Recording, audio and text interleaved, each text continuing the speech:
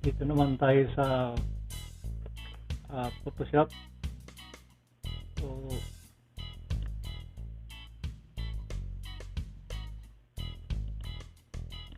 open muna natin ang color settings and load ang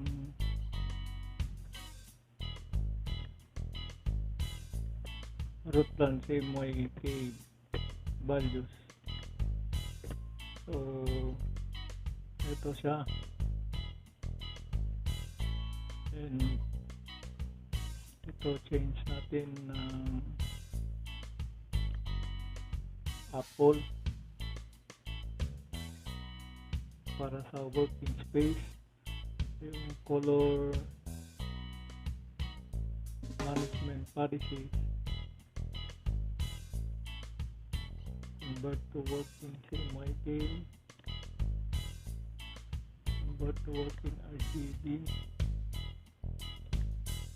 ito preserve and check.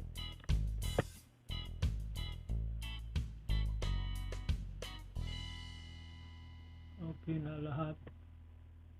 Then pwede natin siyang i-save pareho sa pareho ng Corel Draw. So ito may na-save na ako. Yan. So i-overwrite natin. Okay na yan. Wala. So naka-CMY process. Okay. Then open tayo ng file. Ito gagamitin natin kulay. So the same, magtatanong siya. So working space natin sa Apple RGB. Okay, and yan, naka RGB siya. Convert natin sa CMYK. Ayan. So magtatanong siya ulit. So ang gagamitin natin na profile is yung sa rootland. Okay. And split channel, same process pa gagawin natin. So to check lang natin kung ano ba ang magiging actual output niya pagdating sa press. So image 300 pixels, siya. Retain na natin 42, 61 ng angle. Okay,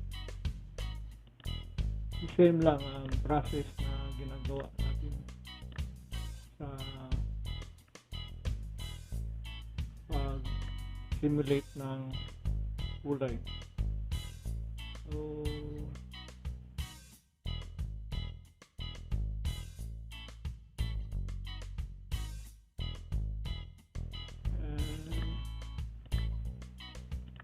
puti.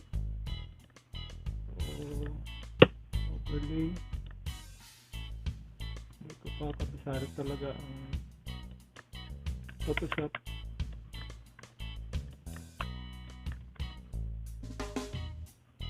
Okay, ito lang, ipapakita ako yung cyan is yan na yung cyan ng profile na ginagamit natin. Kung i-check natin yung content niya, kanina ginawa natin 100% yung cyan, pero ito yung ang lumalabas. Ito yung base sa profile na ginamit natin, ink profile. So assist na yan siya. Then next tayo sa magenta, bitmap. Okay, and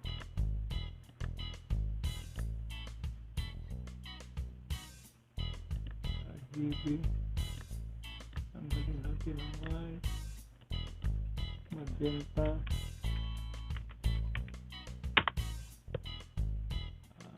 change na natin ito. Hindi mawala. Minsan nalilito ako.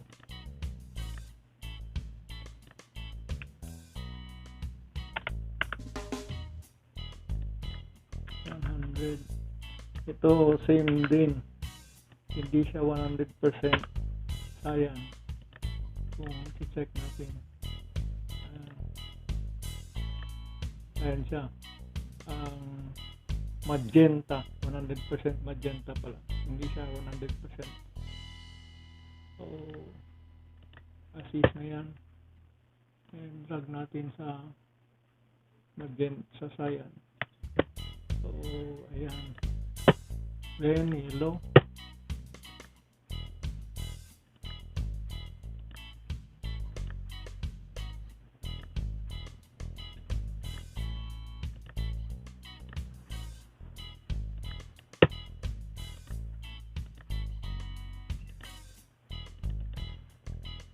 Natin yellow,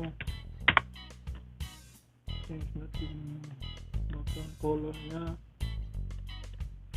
overlay,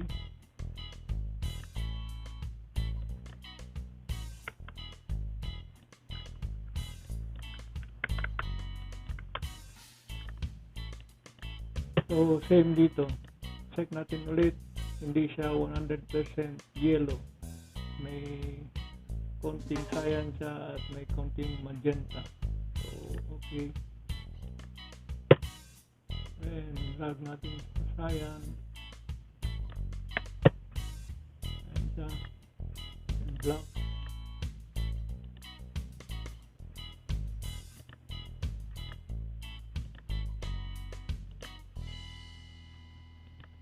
grayscale, final is RGB, delete the white, and this is black. So ang black is retain natin siya, hindi na natin lagyan ng overlay. So black. Next is ayusin natin ito, screen yung grayscale nya, and ang overlay is multiply, same lahat, screen ang grayscale, and overlay is multiply, screen,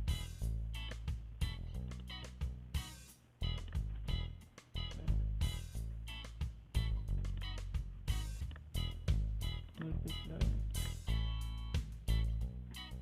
So ayan yung kalabasan ng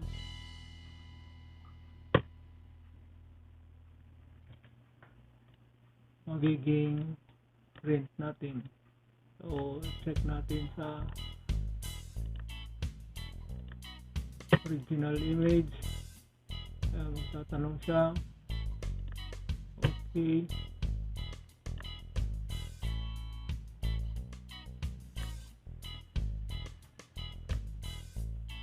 so ganon lang. Ito yung magiging actual na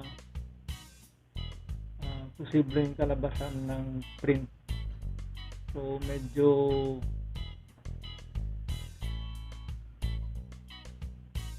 dito medyo malakas ang magenta nya, dito parang brown sa original na image.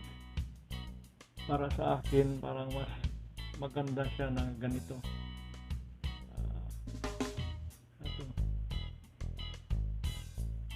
So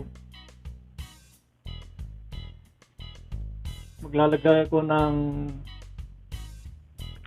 link sa description sa ibaba kung saan pwedeng makuha yung ating mga color profile, CMYK color profile para sa Corel Draw at sa Photoshop. So hanggang dito na lang. Maraming salamat sa panonood. Sana meron kayong natutunan. Kita-kita tayo ulit sa susunod na mga video ko.